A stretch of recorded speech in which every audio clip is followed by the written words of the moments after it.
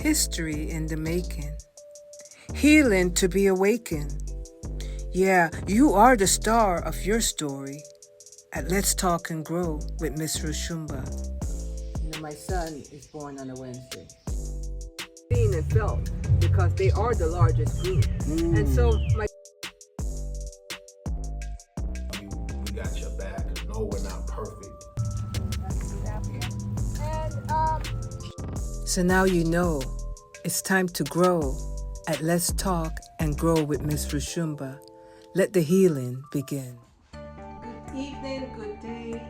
This is Miss Roshumba, and I want to take this moment to greet you all and welcome all of my subscribers and to those that are joining my station for the first time to another session of Let's Talk and Grow with me, your host, Miss Roshumba.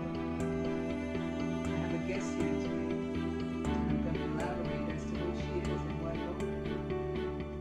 But I just want to say I'm committed as a hostess to the harnessing of his and her stories. For the telling of one story in first person tense is to me one of the most favorable ways to capture and get a unique perspective of their earthly journey. There's much to learn from each other as we traverse our world. Generations have come and gone, leaving mysteries to be whispered and debated amongst the descendants of their loved ones. Some know nothing of their roots due to the silence from a painful and oftentimes sometimes shameful past. So let's make sense of the past and apply what's required to the present so we can heal and grow. So thank you again. If you haven't subscribed before, this is a very good time to subscribe, to share, to leave a comment, and to let some family member know that we're still here doing this show to uplift a people. My guest today is Miss Consuela Lewis McClain, and she's a longtime friend. I've known her for many, many seasons. And so today, she's going to share her story to empower us and to help us to be the best that we could be in our time. So journey with us. You know how I do it. I would break it up into 3 different parts. So this is part 1. Part 1 of Miss Consuela. I think I want to, I always give each show a title. So I'm going to ask her this question. Miss Consuela, would you mind if I label this show Big Mama? It's all right with me. It's all right? Yes. It's okay? Now, big, we're not saying big. We're saying big because of her place in her family, in her community, and in the world as a whole. You see, because Big Mama in the past had a real important meaning. What would you say Big Mama has been meant to the communities of old? Well, Big Mama was the one that most people got guidance, discipline, education, because women are the first nurturer.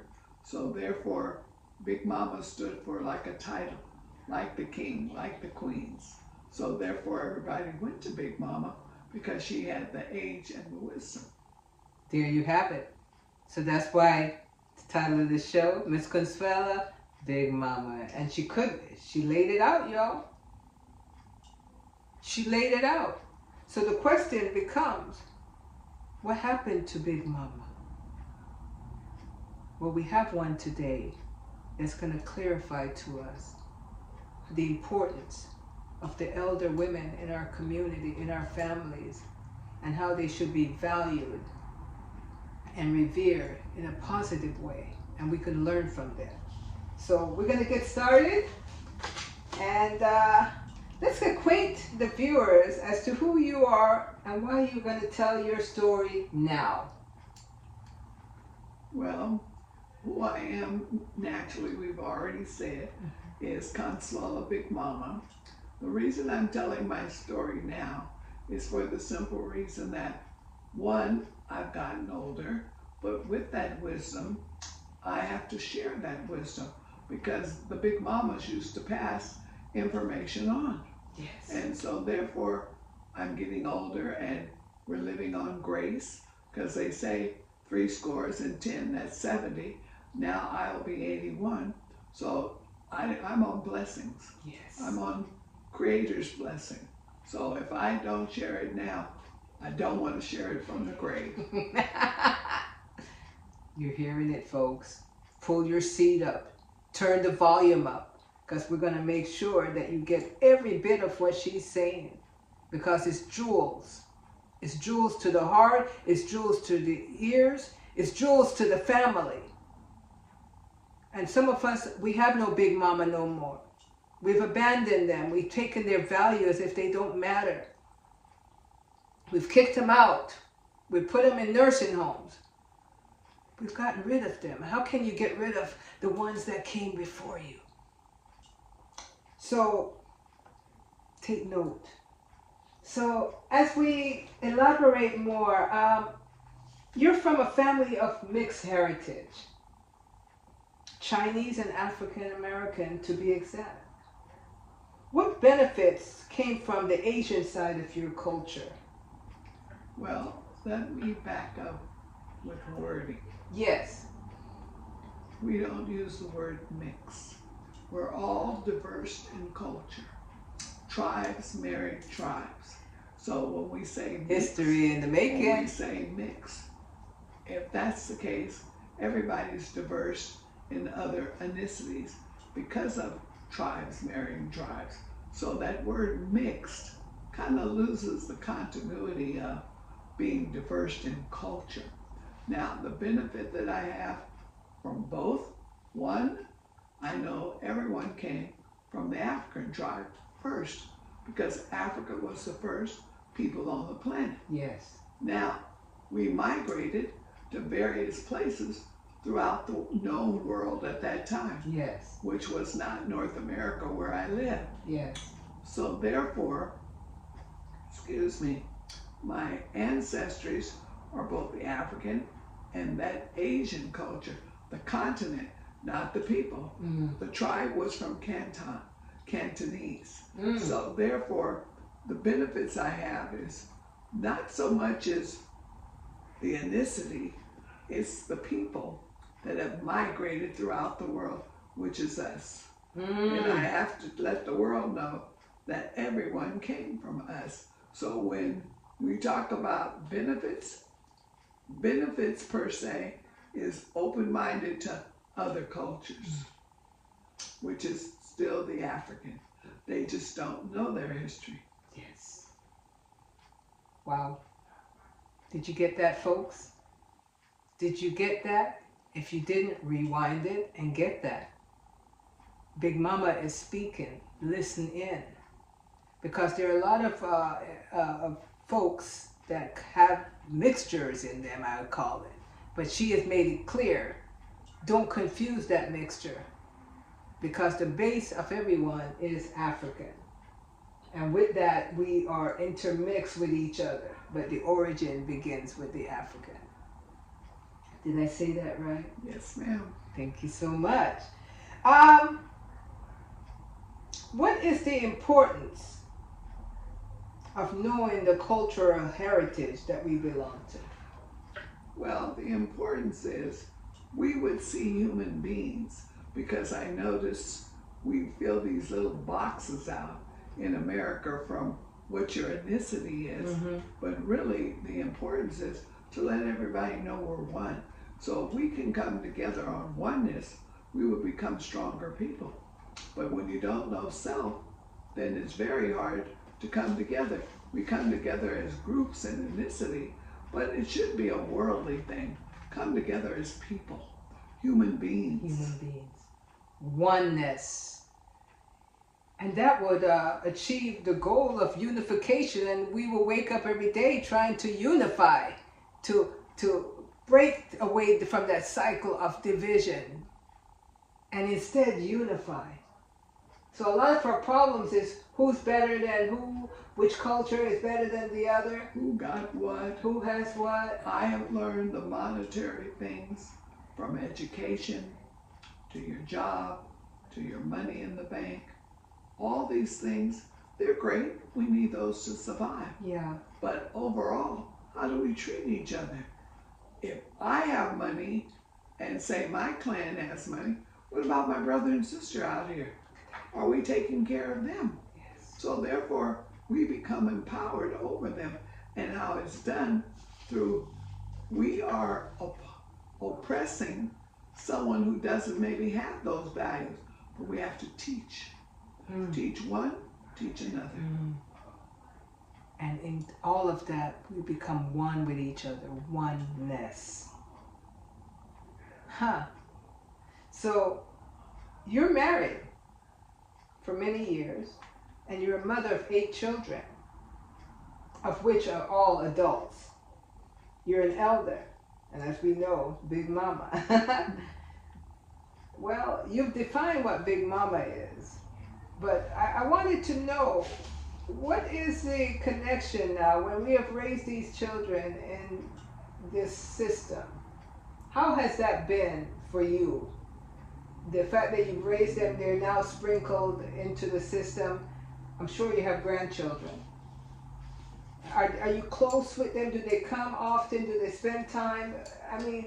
Well, the ones that are here in the States, naturally I see and talk to them more than the ones that are out the country or even in another state. Some of my children are overseas. Okay. Matter of fact, as of tomorrow, some of them are leaving again to go overseas. Okay. So therefore, basically with the children, I don't see them as often as I want, but we still stay in contact. Because that's so important. That is so important that we are connected to our family as we become older in this society. And we know that's an issue. That's an issue in our society. What would you say to communities that currently have, put their parents away? And like I started in the beginning to say, they have them in care homes. There's a lot of homeless people now, and a lot of elders you could see on the streets. Would you say there's a breakdown that is going on because of something the elders didn't do in their times to nurture what what family really represents? Or is it the constant push of society creating the breakage so that families could in time be destroyed, especially the African family? I have to say that. Well, it's mainly you would not see people of color put their families in rest homes. It was always family, friends, neighbors would take care of you. We didn't throw our families away, especially the elders, right, like a piece of meat. Right. Basically, what I see today is younger people don't have time, let alone the older people don't have time. I live in a society which is American, and so therefore what's happened is they got to work. Don't work, you don't eat. Right. So mainly they have conditioned you to put your families in these places. The second fold is we didn't have affordability to even do this, but we wouldn't do it. This was something against our nature. If your mother, father raised you, or it didn't even have to be your mother and father, auntie, uncle, a friend, or what have you, you wouldn't dispose of them, because they gave birth to you. They gave life to you. So you don't throw them away. But today, society has been told, I don't have time, too busy, I work. So that baton has not been passed. Right. That we should cherish the elders. I hear young people say, oh, she's old, she don't know nothing. But you know what? You got to live to know something. You don't come out of your mother's womb reading, writing, and talking. So therefore, we don't respect one another. Yes. So that was part of respect. Yes. So what's the repercussion then? What would you say the repercussion of not respecting those that came before you, your elders? The repercussion is the lack of knowledge. Because when you don't find out what someone did before you or the elders have done, how are you going to know what to do? But today I hear, oh, you don't know what you're talking about, but you haven't been in my shoes. You haven't lived long enough. And don't misunderstand me, it's not about age, because young people, you can learn from a baby or a child. Correct. So it's not so much that actual age, it's that actual doing, seeing and being there and getting involved. Yes. We're not on that level anymore. So when you throw away your history, because that's all it is, every day that you live is history. So when you discard your history, then you've discarded yourself. Folks, are you listening in? History in the making. History in the making. So the effects of it, would you say that's why we see so many homeless young people now too? Because where we live in California, we're in Northern California, I could drive down the street now and see a lot of African American youths especially. There's certain cultures you will not see thrown to the curb. But you see a lot of black males, a lot of black male youths. You even see a lot of black women now where you never used to see them before. So would you say that that's part of the breakdown in the family of not respecting the elders, that this have kind of came to be? Yes and no. We're seeing a lot of homeless out on the streets today. It's not so much as you hear, which is a part of it. They may have mental disorder. They may be on drugs, That's a part of it. But the biggest part of it is the country has sold their people out.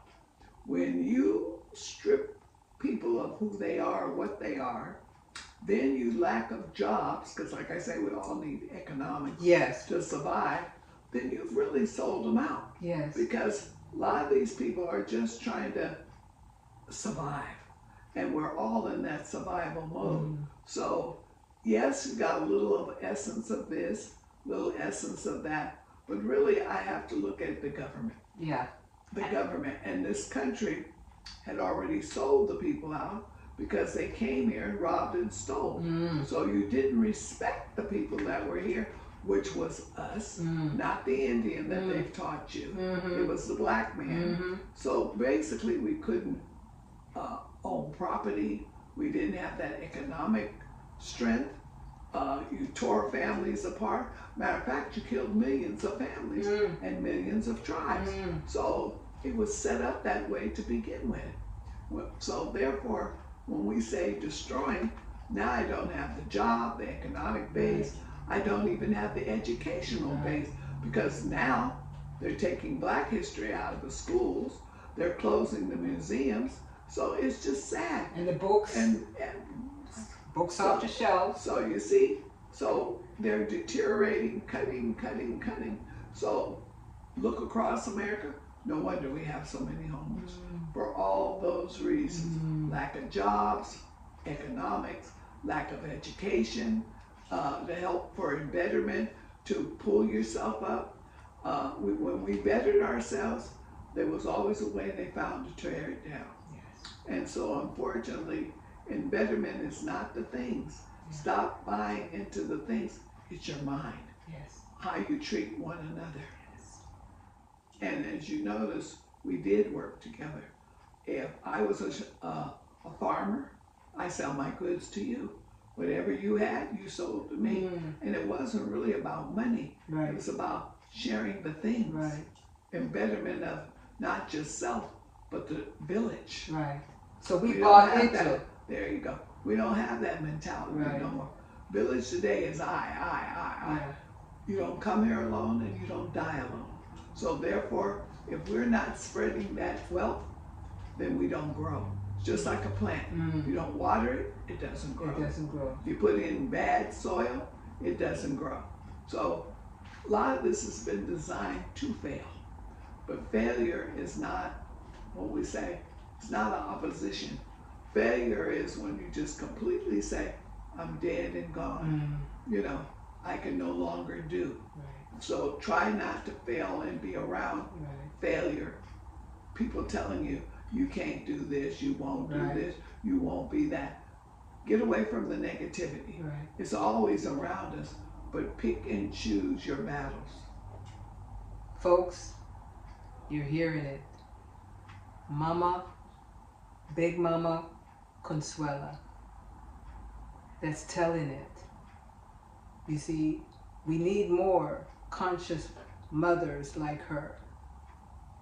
So I'm sure there are households that we have them, but we didn't see their value because they're just sitting there, 3, 4 scores and more, but they speak to endurance.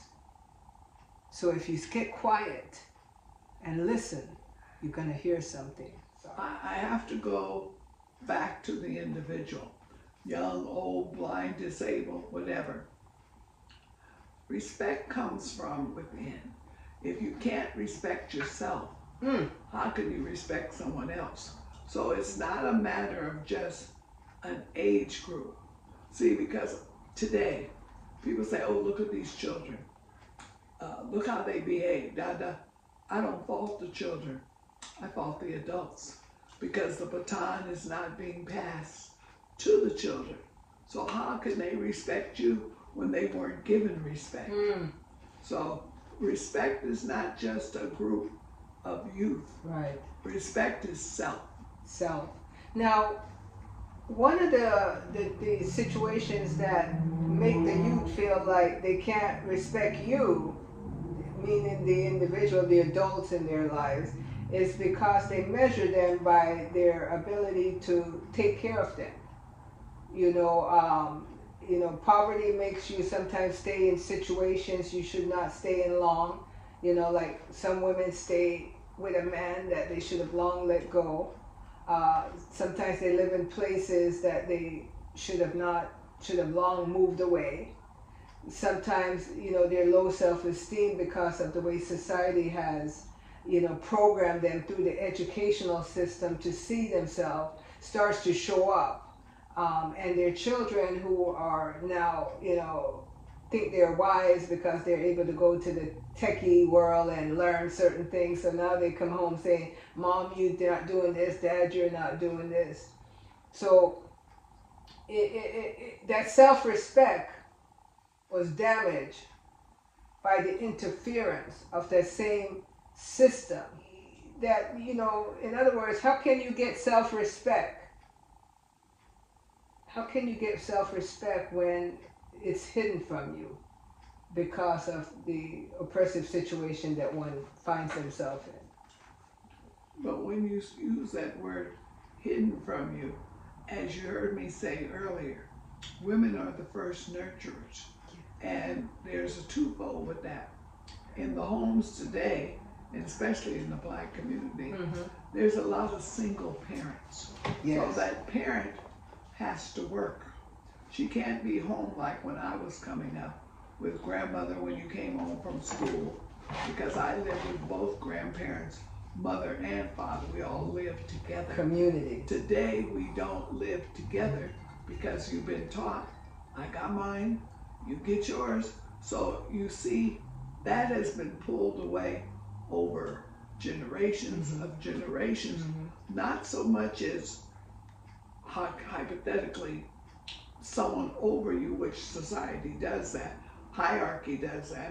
They keep you separated because they don't want you to come together. Right. And they teach all these things. Right. They teach the children, I can do this, I can do that. Well, like you heard me say earlier, you don't come here alone, you don't die alone. Right. So therefore, the mindset of the youth, the elderly didn't pass it, so you can just see the ramifications. Yes. And then when society is now taking the things that you do need to know from you, then there's more ramifications. So we're all a product of our environment. Correct. So we're dealing with day-to-day environment problems. Exactly. Exactly. And that's how it shows up from day to day. So being given another day is your opportunity to do your part in corrections. And sometimes when you're doing your part, you have to be not about self. You know, you have to be non-selfish, you know, and think it's not about me, it's about the we. It's about the we and the future. That's huge. So, folks, you know how I do it. I like to break it up into 3 parts, you see, because I know this is important conversation we're having here. And so, therefore, I don't want to make you feel like, you know, you're spending too much time because you got to get to work or you're at work and sneaking in the time just to get some real good information. So I'm here with Big Mama, Miss Consuela, telling it like it is, helping us to have some more clarity as we continue our daily journey. Not just for us, but for the future, the ones born and the ones not yet born. So tune in to part 2. Let's talk and grow with Miss Roshumba, your hostess. You see, I'm doing the work for the people, ground roots work. And so each one must do their part. So we give thanks to having you here in part 1. Thank you for having me. Yes. Yes. So we'll see you on part 2 as we continue to be the ones that we want to be in this world. And let's hear what Big Mama has to say as she continues to converse with us. Thank you very much. So now you know it's time to grow at Let's Talk and Grow with Miss Roshumba. Let the healing begin.